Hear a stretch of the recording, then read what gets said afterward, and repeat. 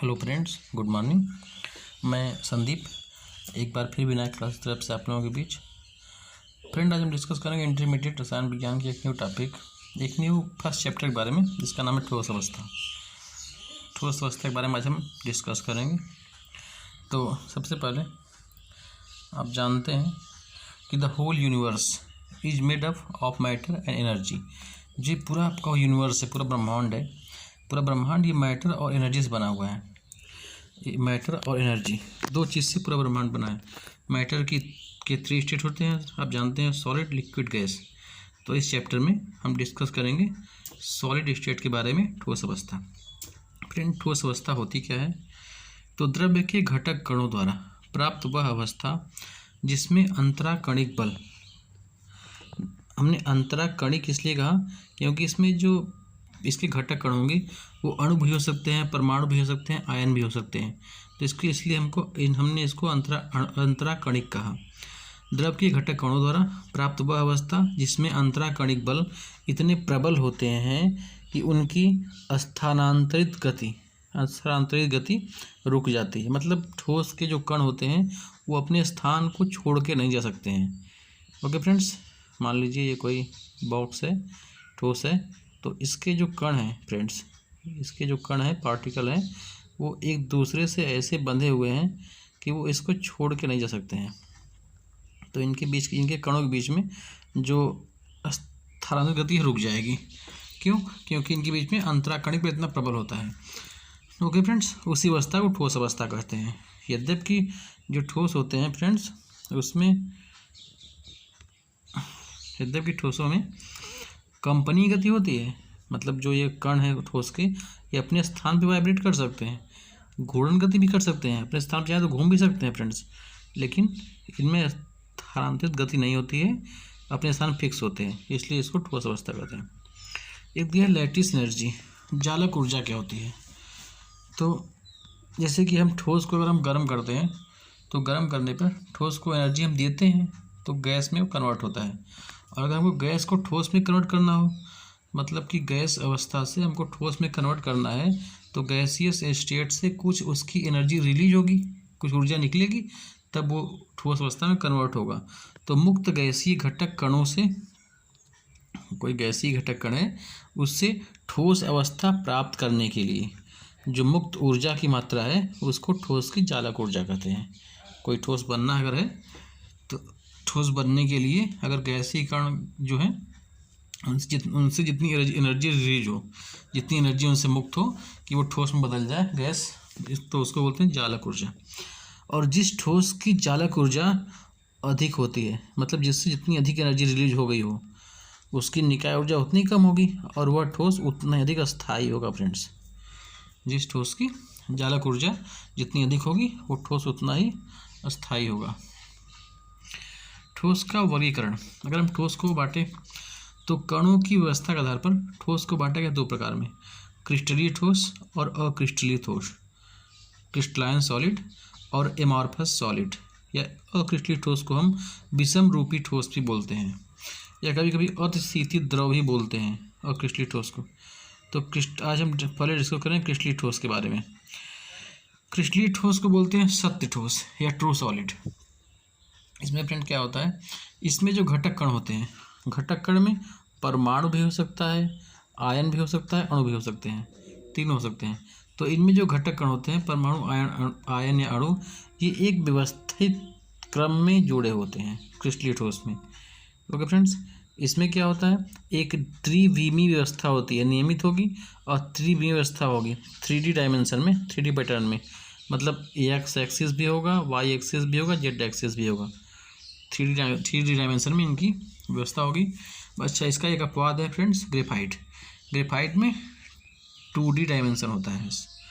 अच्छा, इनकी व्यवस्था दीर्घपरासी होती है, मतलब लॉन्ग रेंज। अच्छा, जैसे कि अगर मैं बात करूं, कोई घर है तो उसको अगर हम उसकी ब्रिक को, ईंट को ऐसे हम अगर व्यवस्थित रूप से सजाएंगे तो उस पर हम हाई बिल्डिंग बना सकते हैं, ऊंची बिल्डिंग बना सकते हैं ना।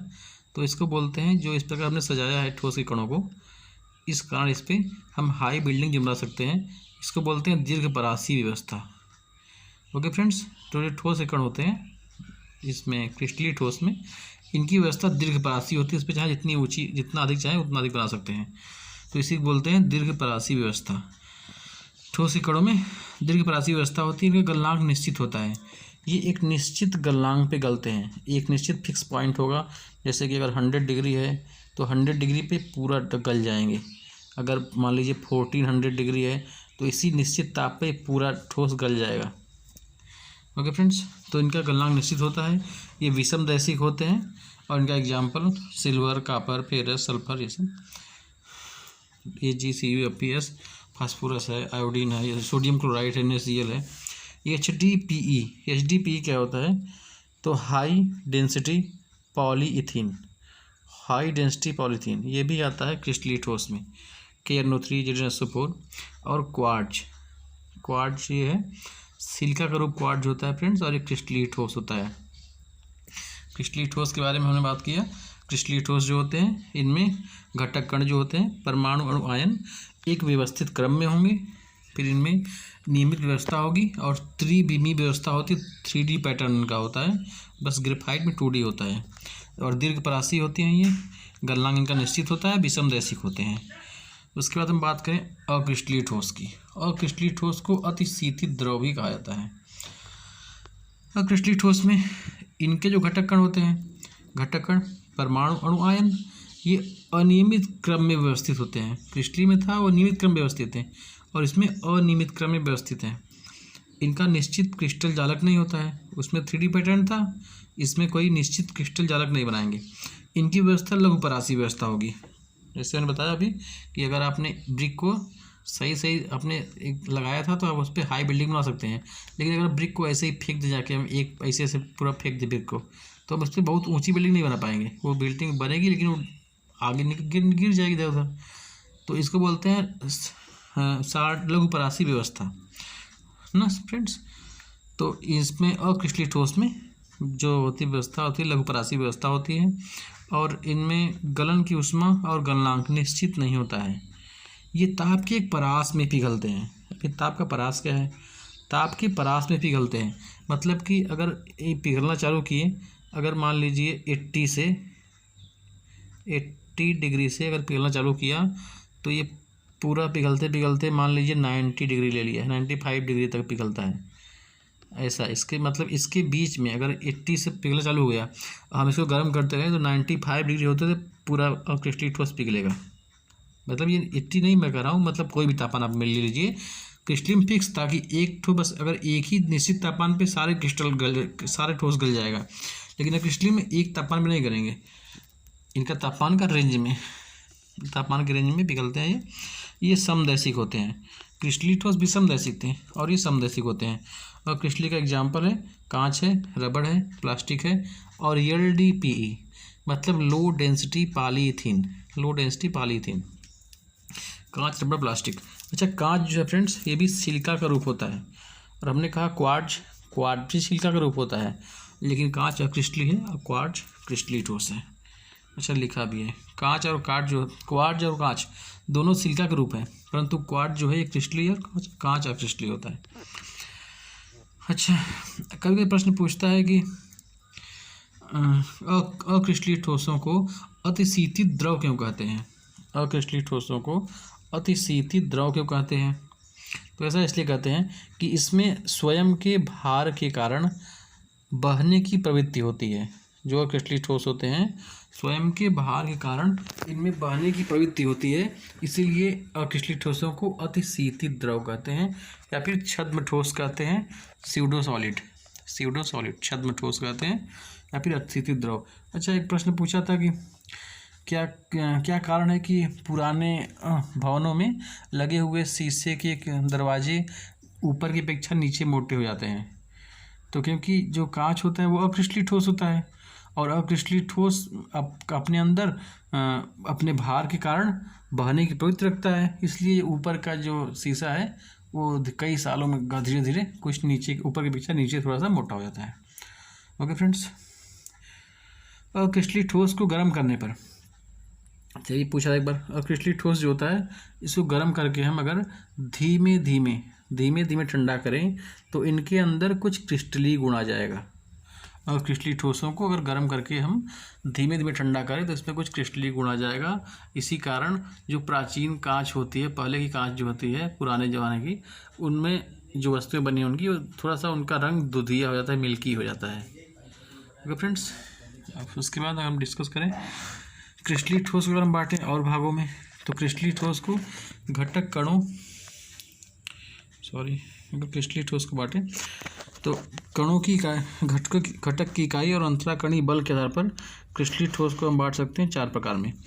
आणविक ठोस, मोलिकुलर सॉलिड्स, सहसंयोजक ठोस, कोवेलेंट, इसको कोवेलेंट बोलते हैं, चाहे नेटवर्क सॉलिड बोलते हैं। फिर आयनिक ठोस, आयनिक सॉलिड्स हैं, और धात्विक ठोस, मेटलिक सॉलिड। आणविक, सहसंयोजक, आयनिक और धात्विक क्रिस्टलीय ठोस को इनकी घटक कणों की इकाई और अंतराकणिक बल के आधार पर 4 भागों में बांटा गया है। आणविक ठोस, सहसंयोजक ठोस या इसको नेटवर्क ठोस बोलते हैं, आयनिक ठोस और धात्विक ठोस। आइए हम एक डिस्कस करते हैं, आणविक ठोस के बारे में जानते हैं। तो जो आणविक ठोस होता है इसमें क्रिस्टल के घटक कण अणु होते हैं, इसका नाम ही आणविक ठोस है। मतलब इसमें जो घटक कण होंगे वो अणु होंगे, इसमें घटक कण अणु होते हैं क्रिस्टल के। और ये दुर्बल वांडरवाल, इनके बीच में वांडरवाल बल होता है, इससे बंधे होते हैं, इनके घटक अणु होते हैं। ये 3 प्रकार के होते हैं, ध्रुवीय आणविक ठोस, अध्रुवीय आणविक ठोस और हाइड्रोजन बंधित आणविक ठोस। ये आणविक ठोस के बारे में बात कर रहे हैं। क्रिस्टलीय में 4 प्रकार थे, कौन कौन? आणवीय, सहसंयोजक, आयनिक और धात्विक। आणवीय में 3 प्रकार, धात्विक, ध्रुवीय आणविक ठोस, अध्रुवीय आणविक ठोस और हाइड्रोजन बंधित आणविक ठोस। अगर हम इनकी बात करें एक चार्ट के रूप में फ्रेंड्स, तो देखिए सबसे पहले आणविक ठोस। आणविक ठोस में ध्रुवीय आणविक ठोस, ध्रुवीय आणविक ठोस में जो घटक कण होते हैं वो ध्रुवीय कण होंगे, ध्रुवीय अणु होंगे। अध्रुवीय में अध्रुवीय अणु होंगे और हाइड्रोजन बंध युक्त ठोस में हाइड्रोजन बंध बनाने में सक्षम अणु, ऐसे अणु होंगे जो हाइड्रोजन बंध बना सकते हैं। तो तीनों आणविक ठोस चाहे ध्रुवीय हो, चाहे अध्रुवीय हो, चाहे हाइड्रोजन बंधित हो, तीनों में घटक कण अध्रुवीय में अध्रुवीय अणु होंगे, ध्रुवीय में ध्रुवीय अणु होंगे और हाइड्रोजन बंधित में ऐसे अणु होंगे जो हाइड्रोजन बंध बना सकते हैं। अगर हम बात करें इनके बीच में अंतराकणिक बल की प्रकृति की, तो ध्रुवीय आणविक ठोस में द्विध्रुव द्विध्रुव अंतराकणिक बल होता है, आकर्षण बल। इनका गलनांक कम होता है, गलन एंथैल्पी बोलते हैं ऊर्जा को एंथैल्पी, इनकी गलन एंथैल्पी भी कम होती है। और ये मृदु ठोस होते हैं, अक्सर द्रव और गैस भी हो सकते हैं। ध्रुवीय आणविक ठोस के बारे में बात कर रहे हैं, ये विद्युत के कुचालक होते हैं। इसका एग्जाम्पल HCl, देखिए H प्लस Cl माइनस होता है, इसलिए इसको ध्रुवीय बोलते हैं, प्लस माइनस मिलकर बना है। S और O2, ओके फ्रेंड्स, NH3, ये सब ध्रुवीय आणविक ठोस हैं। अगर बात करें अध्रुवीय आणविक ठोस की, तो अध्रुवीय आणविक ठोस में अध्रुवीय अणु से बने होते हैं ये, इनके बीच में वांडरवाल बल होता है और ये निम्न गलनांक इनका होता है और मृदु ठोस होते हैं। ये भी मृदु ठोस होते हैं, ये भी मृदु ठोस होते हैं, ये भी विद्युत कुचालक होते हैं। और इनमें इसका एग्जाम्पल BeCl2 है, S8 है, P4 है, फास्फोरस, I2 है, आयोडीन, CH4 है, ठोस CO2 इसमें आता है, इसमें अध्रुवीय आणविक ठोस में नेपथेलीन है। ये सब अध्रुवीय आणविक ठोस के एग्जाम्पल थे फ्रेंड्स। सॉरी फ्रेंड्स,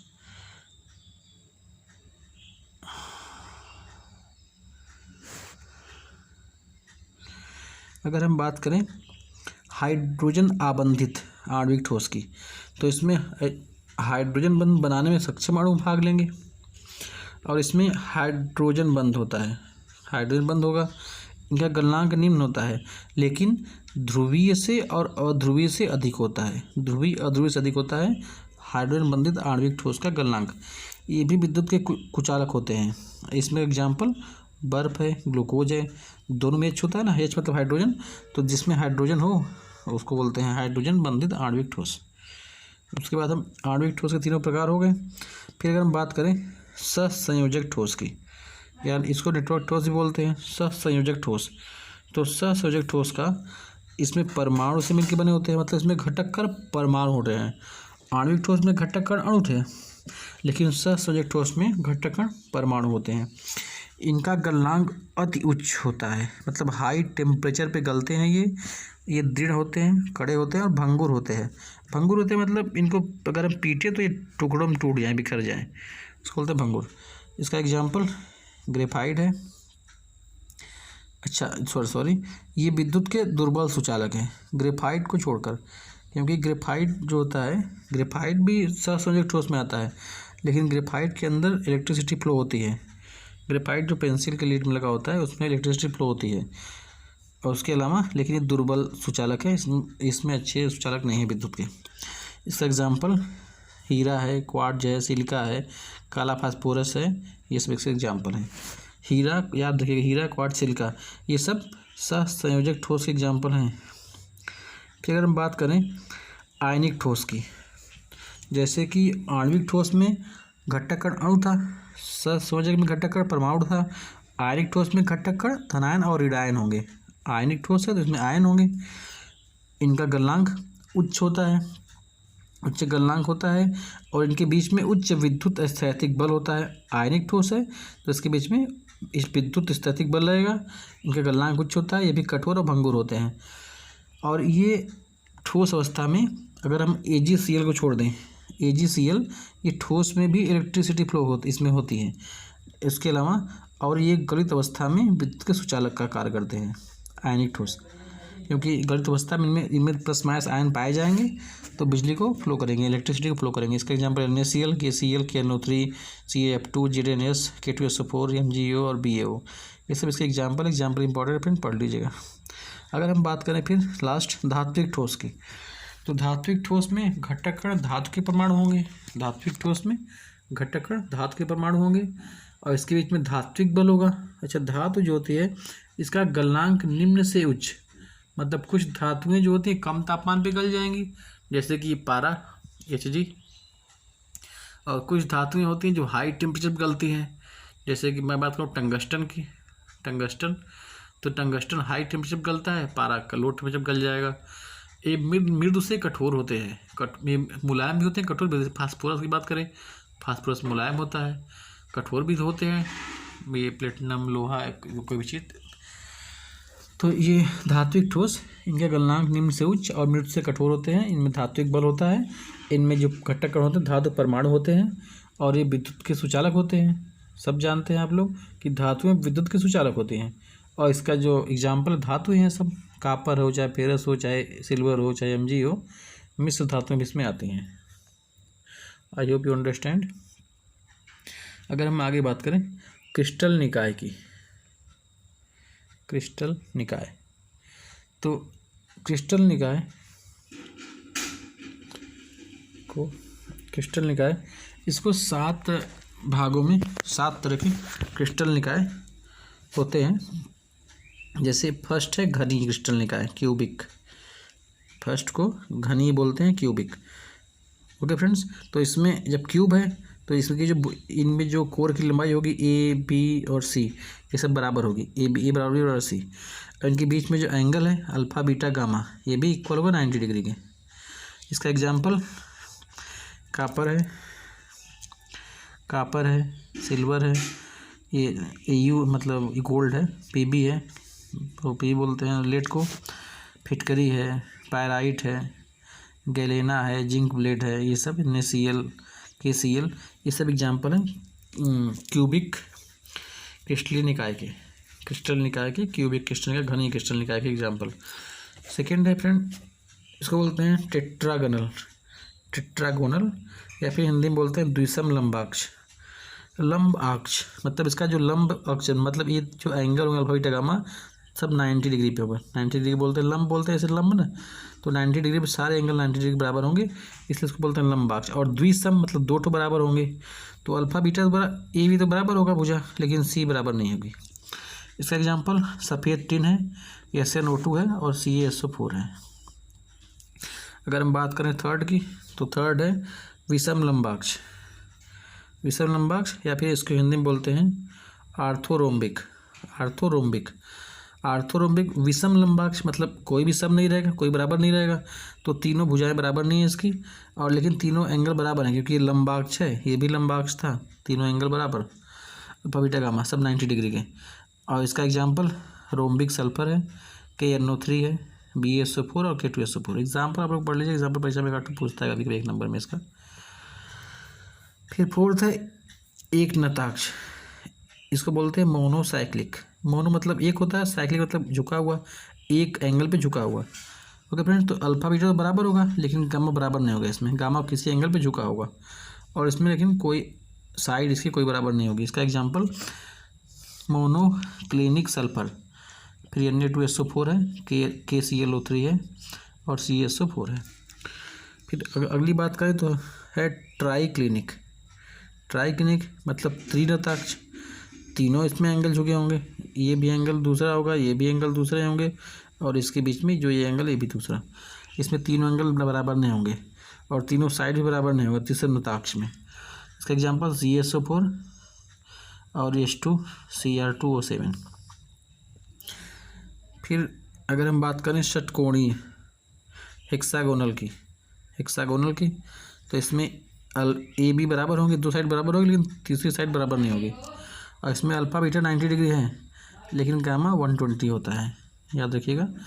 इसका एग्जांपल ZNO C है, यस है सल्फर का, फिर कार्बन है, सिल्वर आयोडाइड है, AgI, उर्जाइट है, उर्जाइट को बोलते हैं ZNS जिंक सल्फाइड, और मैग्नीशियम जिंक ये सब इसमें आता है। उसके बाद है ये त्रिसम नताक्ष मतलब रोम्बोहेड्रल त्रिसम नताक्ष। त्रिसम नताक्ष मतलब त्रिसम मतलब तीनों भुजाएं समान रहेंगी और नताक्ष मतलब अक्ष झुका हुआ, तो अक्ष 190 नहीं रहेगा और दो तो बराबर रहेंगे। इसका एग्जांपल डोलोमाइट, सिनेबार, क्वार्ट्ज ये सब इसके एग्जांपल हैं। ओके फ्रेंड्स, तो ये 7 क्रिस्टल जालक थे और वैसे ब्रेबेस ने इनको आगे बांटा था। तो ब्रेबेस ने 4 तरह के जालक मेन बताए थे और इससे ब्रेबेस महोदय ने 14 क्रिस्टल निकाय की बात की थी। तो ब्रेबेस ने जो बांटा था एकक सेल की आकृति के आधार पर क्रिस्टल जालक के प्रकार। जो सेल है इसको बोलते हैं एकक सेल। अच्छा, एकक सेल क्या होती है? तो किसी क्रिस्टल की वह सूक्ष्मतम इकाई जिसके पुनरावृत्ति से क्रिस्टल का निर्माण हुआ है उसको बोलते हैं क्रिस्टल सेल। जैसे ये एक क्रिस्टल सेल है। ओके फ्रेंड्स, एक क्रिस्टल सेल है ये। तो क्रिस्टल एकक सेल की आकृति के आधार पर क्रिस्टल जालक के प्रकार। पहला है सरल या आद्य जालक, इसको सिंपल और प्रिमिटिव लैटिस बोलते हैं। सरल या आद्य जालक, इसमें क्या होता है? इसमें जो परमाणु होते हैं वो इस सेल के 8 कोने पर होंगे। एक तो यहाँ, एक तो यहाँ, एक तो यहाँ, एक तो यहाँ, 8 कोने पे एक परमाणु होगा। फ्रेंड, परमाणु इसके ऐसे होते हैं, लेकिन ये बस हम परमाणु का सेंटर इसमें शो करते हैं क्योंकि अगर ऐसे बनाएंगे तो बहुत सही नहीं बन पाएगा, इसलिए ऐसा करते हैं लोग। ये परमाणु का बस सेंटर हमने शो किया है। परमाणु जो इसके होते हैं वो पूरे ऐसे ऐसे होते हैं। नहीं जा दो। तो इसमें जो परमाणु होते हैं इकाई सेल के 8 कोने पर होता है। इसको बोलते हैं सिंपल क्यूबिक सेल भी बोल सकते हैं, SSC। अच्छा, एक पर इसमें कितने परमाणु का योगदान होता है? ये परीक्षा में पूछता है, इंपॉर्टेंट है पॉइंट। इसमें कितने परमाणु का योगदान होता है? अगर हम बात करें, देखिए इसमें हमने कहा 8 कोने होते हैं, लेकिन इसमें एक परमाणु का अगर हम बात करें एक परमाणु की, तो एक परमाणु का 1/8 हिस्सा ही इसके अंदर आता है। क्योंकि ये तो आगे बढ़ा सकते हैं, इसको हम नीचे बढ़ा सकते हैं। अगर हम इसको आगे दूसरा बढ़ा सकते हैं, इसको अगर हम जोड़ें दूसरे सेल में तो एक तो इधर बन जाएगा, एक तो इधर बन जाएगा।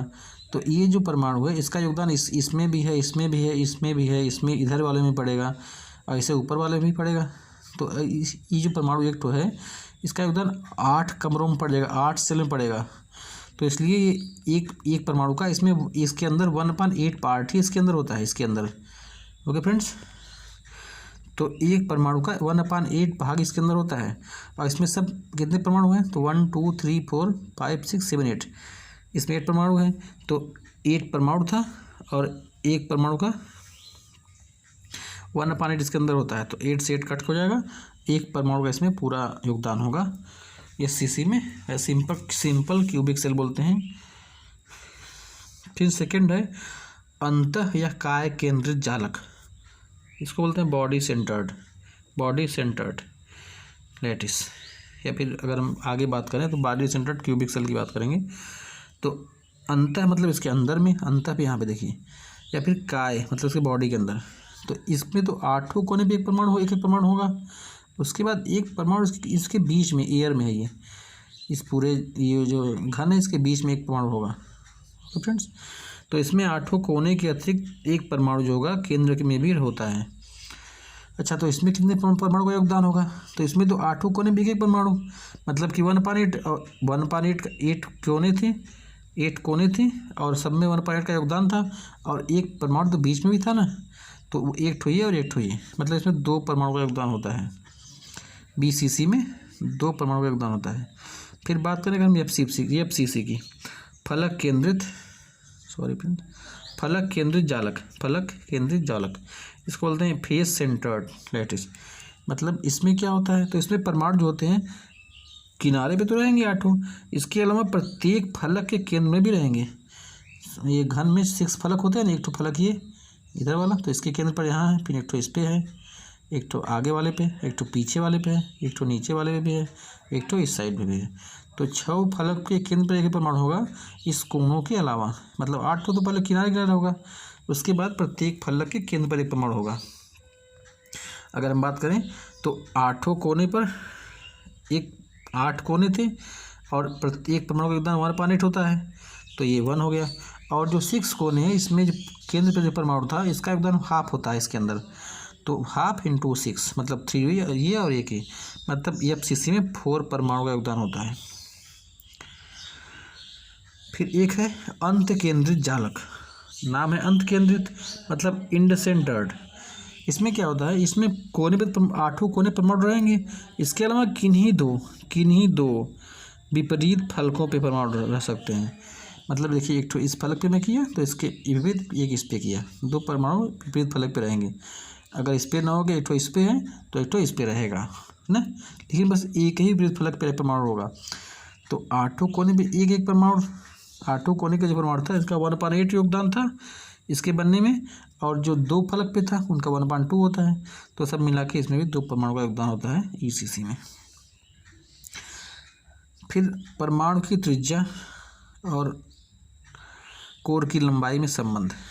अगर बात करें हम सिंपल क्यूबिक सेल, आद्य घनीय सेल या सरल घनीय सेल की बात करें हम, सिंपल क्यूबिक सेल में जो इनका भुजा होती है इसको बोलते हैं बोलते हैं भुजा, इस हाथ तक को बोलते हैं ये भी ए है फ्रेंड्स, ये भी ए है, ये भी ए है। ये हमारे क्यूबिक सेल है। इसमें देखिए यहाँ पे परमाणु हमने दिखाया, एक ठो ये, एक ठो ये, एक ठो ये, एक ठो ये, तो इनके बीच में हमको दिखाना है ये भुजा हमारी ए और इसका परमाणु आर के बीच में क्या संबंध है। अगर देखिए, एक ठो यहाँ परमाणु होगा और एक परमाणु यहाँ भी होगा। ओके फ्रेंड्स, तो अभी देखिए ये जो दूरी है यहाँ से यहाँ तक की, ये ए है, ए लिख दिया हमने। और अगर हम इस सर्कल की बात करें परमाणु की, तो देखिए परमाणु का गोलाकार है, तो इसका यहाँ से यहाँ तक आर हो जाएगा त्रिज्या, और ये परमाणु भी गोलाकार है तो इसकी त्रिज्या भी यहाँ से यहाँ तक आर हो जाएगी, मतलब आर प्लस आर 2r हो जाएगी ए का मान, तो ए बराबर 2r। ओके फ्रेंड्स, या फिर हम कह सकते हैं कि r = a/2। अगर हम 2 को उधर ले जाएँ जाके अपान में हो जाएगा, तो r = a/2। ये त्रिज्या और कोर की लंबाई में संबंध है। अगर हम बात करें कि 2 पड़ोसी कण के मध्य की दूरी और इसकी कोर की लंबाई में क्या संबंध है? 2 पड़ोसी कणों के मध्य की दूरी, देखिए एक पड़ोसी कण तो मेरा यहाँ ये वाला है, एक पड़ोसी कण ये वाला है, तो इनके सेंटर और इसका सेंटर, इनके बीच की दूरी, इनके सेंटर के बीच की दूरी को बोलते हैं d, सेंटर के बीच दूरी बोलते हैं d। और जो d है यहाँ से यहाँ तक वही तो a के बराबर है, क्योंकि हमने कहा ये भी a है, ये भी a है, ये भी a है, तो इसमें d बराबर a, ये होता है d बराबर a। तो अगर पूछे कि 2 पड़ोसी कणों के मध्य की दूरी और कोर की लंबाई में संबंध, तो d बराबर a होगा। और त्रिज्या में संबंध पूछे कोर की लंबाई से, तो a बराबर 2r या बराबर a/2। फिर अगर बात करें BCC के लिए, बॉडी सेंटर्ड के लिए, देखिए थोड़ा सा इम्पोर्टेंट है। बॉडी सेंटर्ड के लिए क्या होता है, इसमें जस्ट मिनट, इसमें देखिए पहले तो 8 कोनों पे एक परमाणु होगा, यहाँ यहाँ यहाँ यहाँ, लेकिन उसके बाद एक परमाणु सेंटर में होगा। तो हमको अगर निकाल, देखिए परमाणु हमने कहा कि जब ये तो हमने सेंटर दिखाया परमाणु का, लेकिन पूरा परमाणु दिखाना हो तो एक परमाणु ऐसे होगा यहाँ पे, ये वाला एक परमाणु यहाँ पे रहेगा ऐसे, और एक परमाणु इधर रहेगा। 3 परमाणु से मिलकर ये लाइन बनी है, यहाँ वाली बीच वाली लाइन। तब इसको हमको इस लाइन की लंबाई निकालनी है। देखिए इसके लिए क्या करेंगे, हम पहले हम एक बार इसको लें और इसको लें, तो इन दोनों से हम अगर पाइथागोरस का यूज करें तो हमको ये लाइन निकल के आ जाएगी। ओके फ्रेंड्स, अगर ये भी ए है, ये भी ए है, देखिए ये भी ए था, ये भी ए था, तो अगर हम बात करें ए से सी की, अगर हमको ए सी निकालना है ये लंबाई, तो ये ए है, ये ए है, तो ए सी हो जाएगा a√2, पाइथागोरस ने ऐसा कहा।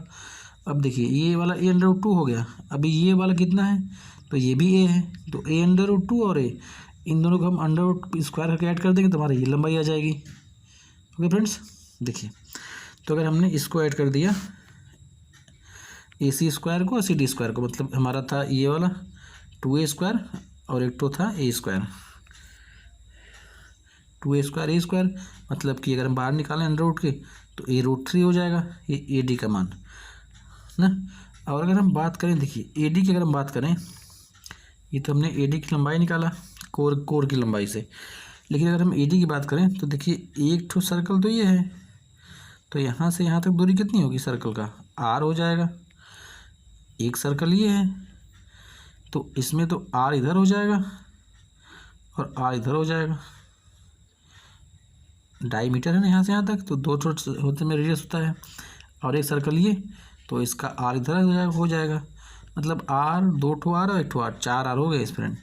तो मतलब हम AD को 4R भी कर सकते हैं, तो जो AD है इसको हम कर सकते हैं 4R। देखिए ये AD हमारा a√3 आया था कोर की लंबाई से, और AD को हमने 4R के बराबर कर दिया, तो हम AD के स्थान पर 4R कर दें तो 4R हो जाएगा, a√3 के बराबर हो जाएगा। और इससे हमको अगर R निकालना हो तो R को कहीं छोड़ दिया हमने, और 4 को उधर ले जाएंगे जाके अपान में हो जाएगा, तो a√3/4 ये हो गया BCC के लिए रेडियस, और उस क्यूब की साइड में रिलेशन क्या होता है। अगर हम बात करें इसके लिए D और M क्या रिलेशन होता है, तो D = a√3/2। ओके फ्रेंड्स, आइए आगे बढ़ते हैं FCC के लिए। देखिए थोड़ा सा पहले देख लीजिए तो आपको अच्छे समझ में आ जाएगा। FCC में क्या है, FCC में फेस सेंटर्ड, मतलब 8 कोने पे एक परमाणु होगा। पहली बात तो ये 8 कोने पे एक परमाणु होगा, उसके बाद फेस पे जितना ही फेस है, एक फेस इस पे हो जाएगा, एक तो इस पे हो जाएगा, एक तो इसके ऊपर हो जाएगा ऊपर वाले पे, एक तो पीछे वाले पे हो जाएगा, एक तो इधर हो जाएगा, तो हर फेस पे होगा ना, फेस सेंटर्ड इसका नाम ही है। तो अगर हम एक फेस की बात करें तो देखिए ये हमारा दिया है A यहाँ से यहाँ तक, और ये भी है A यहाँ से यहाँ तक, तो इस A से और इससे हम अगर इसका मान निकाल लें AC का, A और C का, तो पाइथागोरस ने कहा ये A है और A है, तो AC कितना होगा, जो AC होगा वो हो जाएगा a√2 के, इसी तरह a√2 आ गया ये कोर की लंबाई से। और अगर हम बात करें इस परमाणु से, तो देखिए परमाणु के लिए एक परमाणु तो ये है, एक परमाणु यहाँ पे है और एक तो इधर है, तो इसमें देखिए यहाँ से यहाँ तक की दूरी R है, और इसमें तो ये डायमीटर, मतलब R इधर हो जाएगा, R इधर हो जाएगा, और एक तो R इसका, तो एक R इधर, 2 इधर और एक इधर, 4R हो जाएगा। तो अगर हम AC को 4R भी कर सकते हैं, देखिए तो AC = 4R, जो अभी हमने बताया आपको कि AC 4R के बराबर है, AC 4R के बराबर है, और कोर से निकाला तो AC आया था a√2 आया था, मतलब कि हम a√2 को 4R के बराबर कर सकते हैं, तो 4R = a√2, और इससे हम R का मान निकालना चाहें तो हम 4 को उधर ले जाएंगे, तो a√2/4 और √2 से 4 को कट कर देंगे, तो R = a/2√2, ये हो गया रेडियस में और कोर की लंबाई में संबंध। अगर हम बात करें 2 पड़ोसी कणों के बीच की दूरी और इसमें रेडियस में संबंध, इसमें कोर की लंबाई में संबंध, तो d = a/√2, d = a/√2। Okay friends, देखिए अभी उपसंयोजक संख्या क्या होती है। तो क्रिस्टल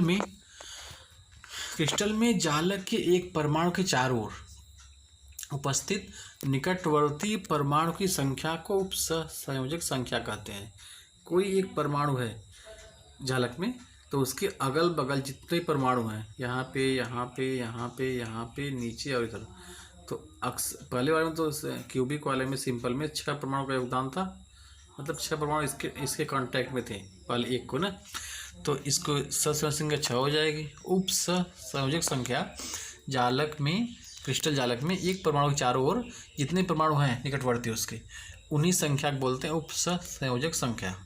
सरल घनी में 6 होते हैं, काय केंद्रित में मतलब BCC में 8 होते हैं, और FCC में फलक केंद्रित में 12 होते हैं। देखिए अभी हम घनी क्रिस्टल का घनत्व, इस पे सवाल निकालने के लिए आता है। घनत्व पे सवाल मस्ट आएगा इस पे। अगर आपको घनत्व निकालना है तो घनत्व के लिए सूत्र होता है घनत्व बराबर द्रव्यमान बटे आयतन। द्रव्यमान निकालना है हमको, तो हम मतलब एकक सेल का द्रव्यमान निकालें, एकक सेल का आयतन निकालें, क्योंकि हम तो घनत्व निकाल रहे हैं, एक सेल का घनत्व निकाल रहे हैं। अब एक सेल का घनत्व द्रव्यमान निकालना है, इसके लिए क्या, एक सेल का द्रव्यमान निकालने के लिए हम कर दें परमाणु कितने हैं उस सेल में, और एक परमाणु का द्रव्यमान कितना है, अगर परमाणु एक द्रव्यमान कितना है और कितने परमाणु हैं, दोनों मल्टीप्लाई कर देंगे तो सेल का द्रव्यमान आ जाएगा। फिर अगर आगे बढ़ें, अच्छा नीचे है आयतन है, तो आयतन क्या होता है फ्रेंड्स, आयतन होता है लंबाई, length into breadth into height, लंबाई चौड़ाई ऊंचाई आयतन होता है। और एक परमाणु का द्रव्यमान होता है वो m/n होता है, मतलब कि कुल द्रव्यमान कितना है परमाणु का और कितने परमाणु हैं, इसे डिवाइड करेंगे तो एक परमाणु का द्रव्यमान आ जाएगा। इसको n बोलते हैं, अवोगाद्रो नंबर। और मेन सूत्र की अगर हम बात करें पूरा निकाल के, तो ये होता है मेन सूत्र इसका, घनत्व रो, या इसको P को रो ही बोलते हैं, ZM/A²/A²N, ZM/A²N। जेड है, अच्छा एक सेकंड देखिए, जो ये रो है या P ये घनत्व है, P घनत्व हो गया, इसमें सूत्र में P घनत्व है। उसके बाद Z क्या है, तो Z है परमाणु की संख्या, एकक सेल में परमाणु की संख्या, परमाणु कितने हैं एक सेल में कितने परमाणु है उसको बोलते हैं Z। Z क्या है, एक सेल में परमाणु की संख्या है। फिर M क्या है, तो परमाणु का द्रव्यमान, परमाणु द्रव्यमान कितना है उसको बोलते हैं M। Z हो गया, M हो गया, P हो गया। अब A क्या होता है, तो A तो कोर की लंबाई A होती है ना, ये कोर की लंबाई A थी, ये भी A थी, तो कोर की लंबाई A बोलते हैं। और N होता है Avogadro number, N Avogadro number होता है, इसका मान होता है 6.022 इंटू 10⁻23, ये मान फिक्स है इसका 6.022 10⁻23। इसका यूज हम करते हैं सवाल लगाने में। बस ये सूत्र आपका है, P बराबर ZM/A3 सॉरी फ्रेंड, सॉरी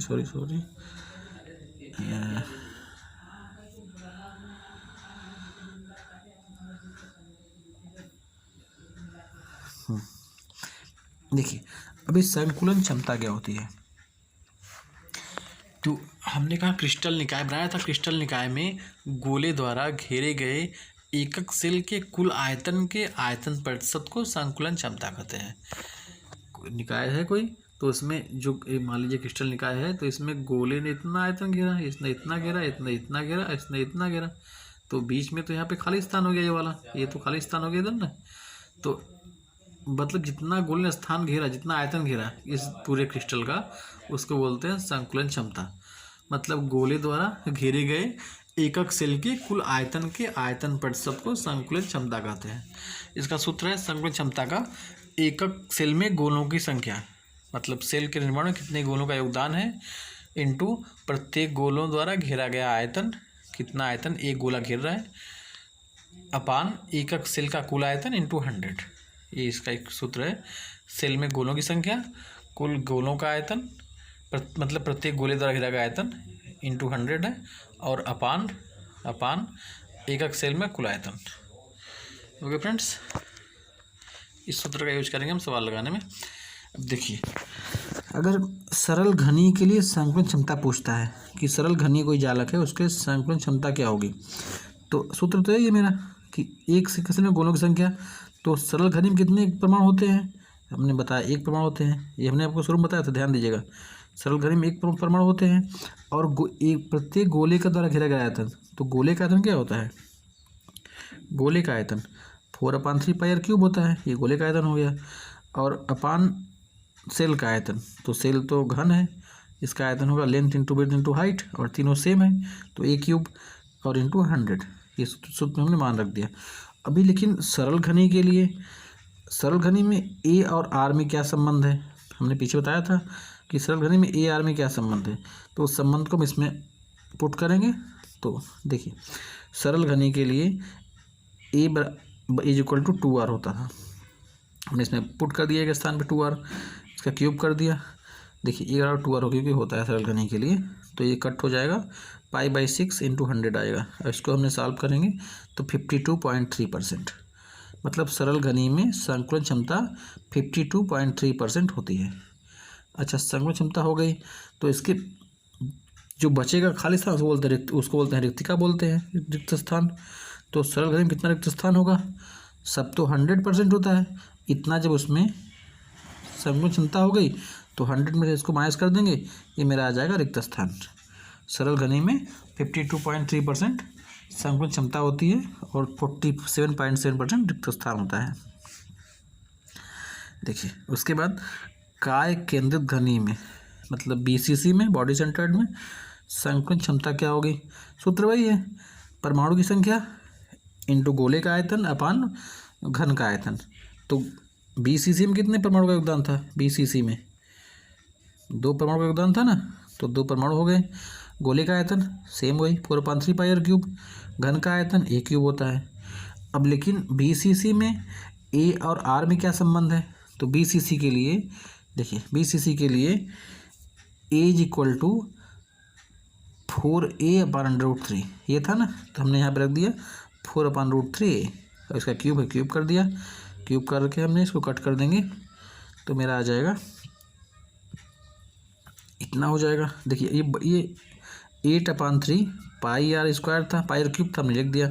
ये देखिए इसके बटे में बटा है, तो इसको हम उल्टा करके मल्टीप्लाई कर देंगे ऊपर ना, ऐसे अब करते हैं ना।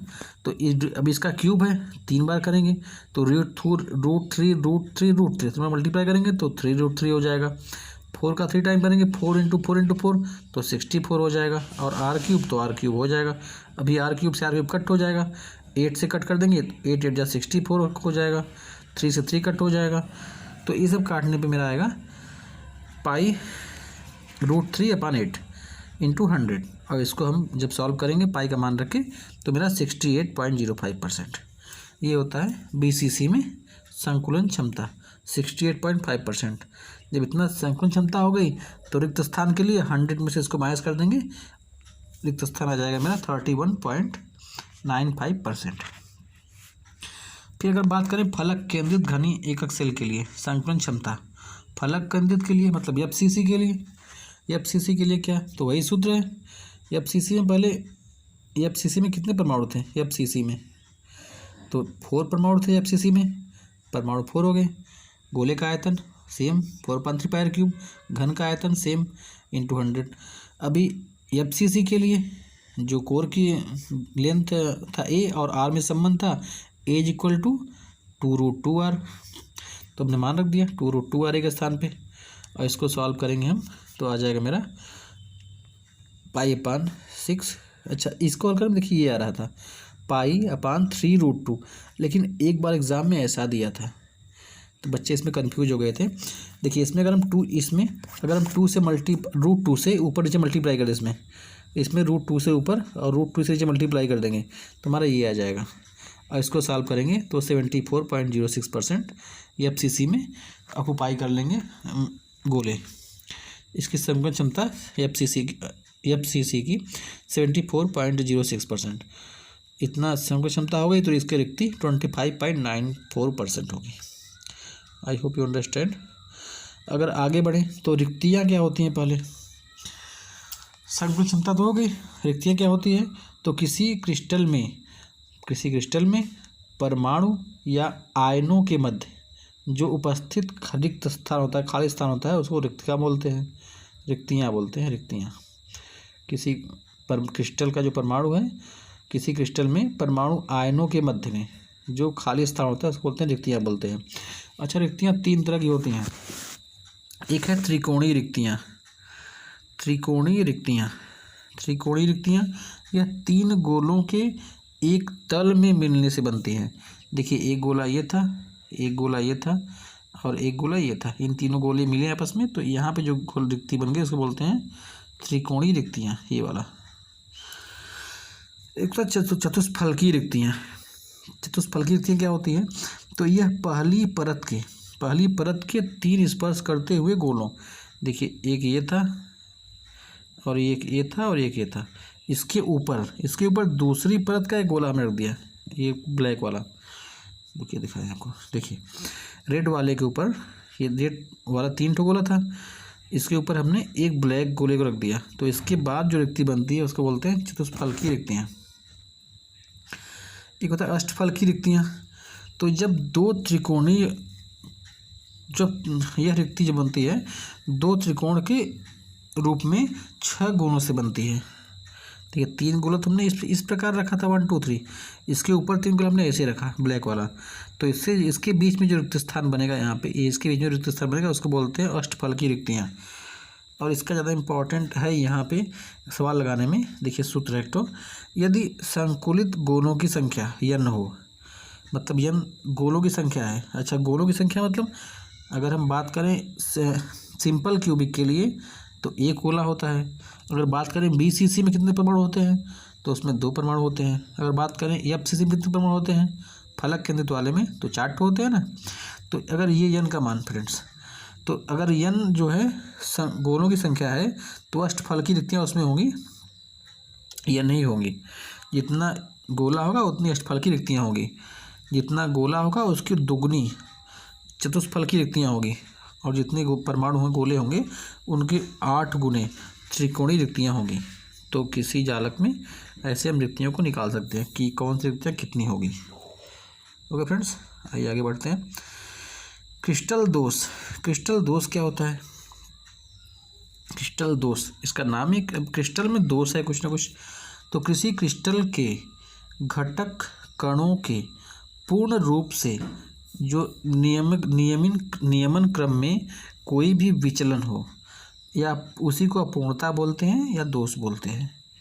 जो क्रिस्टल घटक कण थे, क्रिस्टल के जो घटक कण थे, अगर वो पूर्ण रूप से नियमित जो उनकी व्यवस्था है उसमें अगर कोई विचलन है, मतलब पूर्ण रूप से उनकी व्यवस्था नियमित नहीं है, उसमें कोई कण गायब है या कोई कण अपने स्थान पे नहीं है, तो इस कारण जो अपूर्णता आती है उसी को बोलते हैं दोष और क्रिस्टल दोष।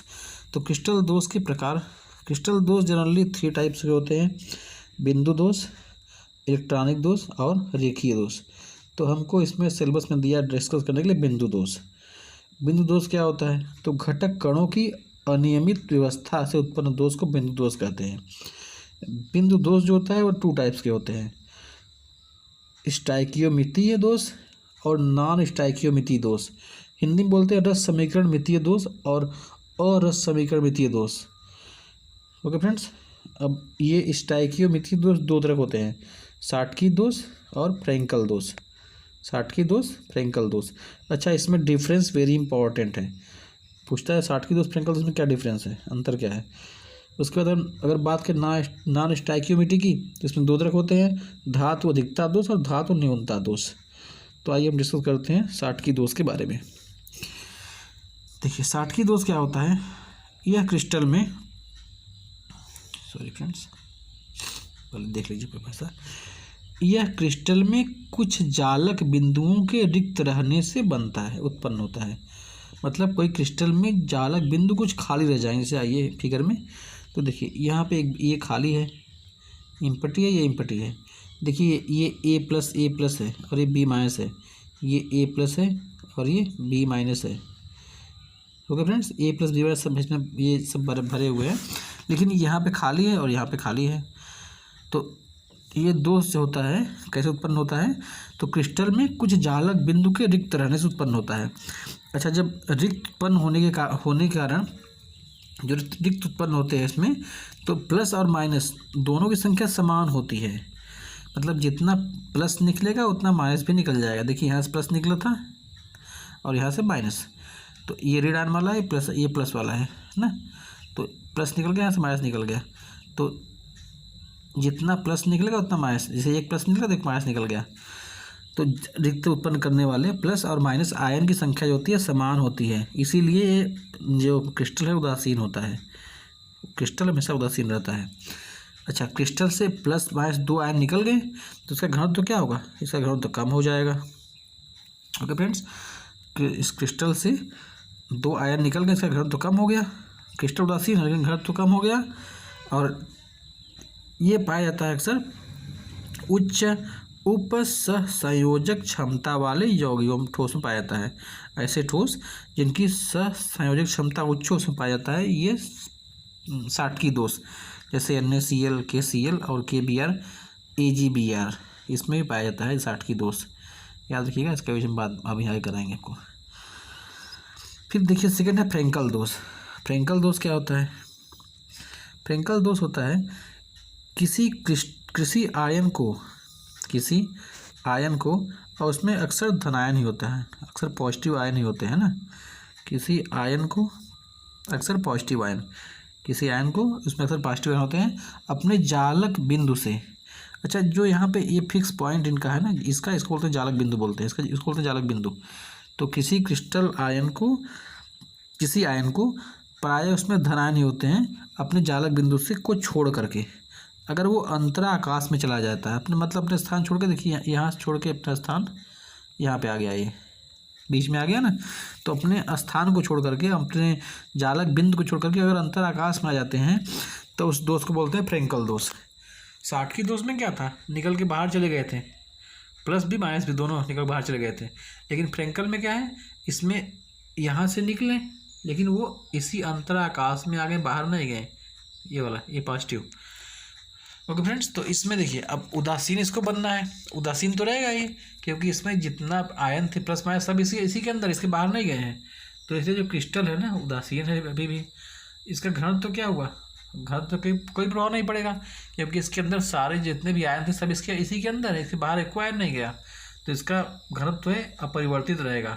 साटकी दोष में क्या था, घनत्व कम हो जा रहा था ना, और साटकी दोष जो था उच्च उपसंयोजक संख्या वाले ठोस पाया जाता है, लेकिन फ्रेंकल दोष निम्न उपसंयोजक संख्या वाले ठोस में पाया जाता है, जैसे AgBr, चिड्रेनियस और AgCl। देखिए AgBr इसको हमने बताया था, साटकी दोष में बताया था, और AgBr फ्रेंकल दोष में भी है। इस बात को याद रखिए, परीक्षा में पूछा था कि ऐसा कोई ठोस बताइए जिसमें साटकी और फ्रेंकल दोनों दोष पाए जाते हैं, तो वो सिल्वर ब्रोमाइड है। इसी फ्रेंकल दोष के कारण सिल्वर ब्रोमाइड का ना यूज करते हैं फोटोग्राफिक प्लेट में। फिर सेकंड है धातु अधिकता दोष। धातु अधिकता दोष में इसको बांटा गया 2 पार्ट में। एक है ऋणायन रिक्तियों के द्वारा, मतलब इसमें जो ऋण आयन है वो रिक्त हो जाएंगे।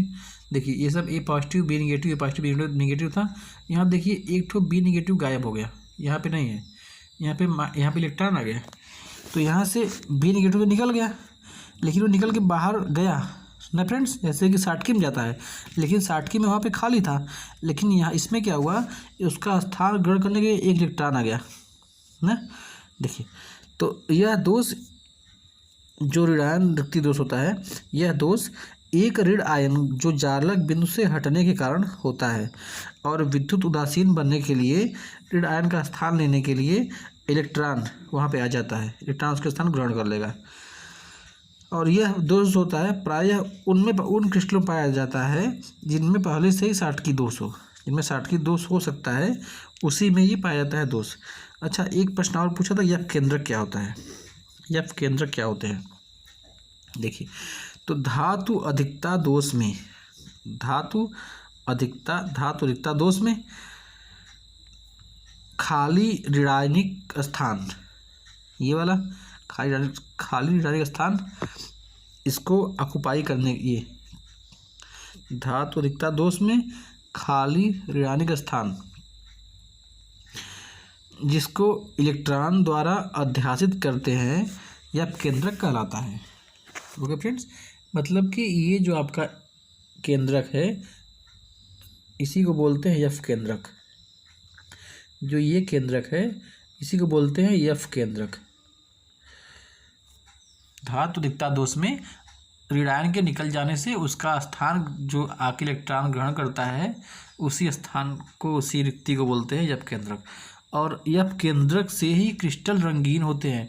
अच्छा, यफ केंद्रक में इलेक्ट्रॉन होते हैं और इलेक्ट्रॉन के अंदर एक क्वालिटी होती है कि वो एनर्जी को एब्जॉर्ब करके लाइट को और उसमें से उसको रिफ्लेक्ट करते हैं, परावर्तित करते हैं। तो उसमें जिस कलर को परावर्तित करते हैं वैसा उनका कलर शो होता है।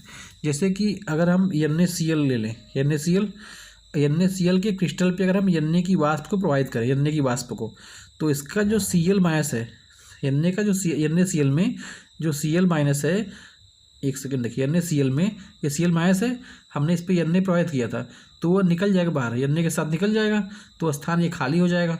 तो इसका स्थान ग्रहण करने इलेक्ट्रॉन आ गया था, है ना। तो अब जो इलेक्ट्रॉन इसमें जो यफ केंद्रक बन गया तो यफ केंद्रक में NaCl का जो रंग बनता है पीला होता है, KCl का बैगनी होता है और LiCl का गुलाबी होता है। फिर सेकंड है अंतरा आकाशीय धन आयन के द्वारा धातु अधिकता दोष। अंतरा आकाशीय धन आयन के द्वारा, देखिए इसमें क्या है कि इसमें तो इसके अंतराकाश में ये था मेरा क्रिस्टल। अब क्रिस्टल के अंतराकाश में क्रिस्टल है ये, इसके अंतराकाश में देखिए ये पॉजिटिव आयन आ गया अपने आप। सब आयन इसमें भरे हुए, इसमें कहीं निकल के नहीं आया, कहीं बाहर से आ गया, पॉजिटिव आयन आ गया। और क्रिस्टल को उदासीन बनाने के लिए इसमें एक इलेक्ट्रॉन भी आ गया। क्रिस्टल को उदासीन बनाने के लिए एक इलेक्ट्रॉन भी बाहर से आ जाता है। मतलब कि एक अतिरिक्त धनायन के अंतराकाश में आ जाने से यह दोष उत्पन्न होता है। कौन सा? अंतराकाशीय धनायन के द्वारा धातु अधिकता दोष। और उदासीन बनने के लिए इसमें इलेक्ट्रॉन भी बाहर से आ जाएगा। और यह प्राय उसमें पाया जाता है ऐसे क्रिस्टल में जिसमें पहले से फ्रेंकल दोष की प्रवृत्ति जिसमें हो, उसमें पाया जाता है ये दोष। फिर अगर एक और है धातु न्यूनता दोष। क्या होता है? नाम है धातु न्यूनता दोष। मतलब यह दोष ऐसा होगा जहाँ पे धनायन जो होगा अपने जालक बिंदु को छोड़ करके, अपने जालक को धनायन छोड़ देगा, खाली कर देगा। देखिए यहाँ पे धनायन नहीं है, इसका जालक खाली है, लेकिन ये गया कहाँ? तो कहीं बाहर नहीं गया, अंतराकाश में नहीं गया, किसी दूसरे धनायन के साथ आ गया। देखिए यहाँ पे तो इसमें अपने जालक स्थान को छोड़ करके दूसरे जालक बिंदु के धनायन के साथ चला जाता है। तो इस दोष को बोलते हैं धातु न्यूनता दोष। I hope you understand. इसका एग्जाम्पल FPU और FPS, NiO, ये इसके एग्जाम्पल है फ्रेंड्स। ओके फ्रेंड्स, तो I hope you understand. First chapter में हमने डिस्कस किया आज। फर्स्ट चैप्टर का ठोस अवस्था को हमने पूरा डिस्कस किया। ठोस अवस्था क्या होती है, ठोस अवस्था में जो कितने जो उसके क्रिस्टल ठोस, अक्रिस्टलीय ठोस, अक्रिस्टलीय ठोस और कणों के आधार पर हमने उसको बांटा। आयनिक ठोस, धात्विक ठोस, इन सब में 4 ठो जो था सहसंयोजक ठोस था और एक ठो धात्विक, आयनिक, सहसंयोजक और ऐसा एक ठो था नेटवर्क ठोस। तो 4 ठोस को बांटा हमने। फिर क्रिस्टल ठोस को हमने अगर जालक के आधार बांटा हमने, 7 ठो बताया उसका लैटिस होता है। फिर विवेश जालक के आधार बांटा हमने तो उसको बताया फिर कि FCC, ECC ये सब बताया। उसकी संयोग क्षमता क्या होती है, रिक्तिका क्या होती है। ओके फ्रेंड्स, AR में संबंध क्या होता है, AD में संबंध क्या होता है। फिर उसके बाद हमने घनत्व निकालना सिखाया आपको और फिर लास्ट में हमने क्रिस्टल दोष के बारे में अध्ययन किया। अब हमको इस पर न्यूमेरिकल लगाना है, हम बताएंगे आपको। इसके पहले Vinayak classes friend, Vinayak classes, please subscribe, like and share with your friends. Vinayak classes subscribe कर लीजिएगा, कोई पैसा नहीं लगता यार सब्सक्राइब करने का। Thank you friend, thanks for watching.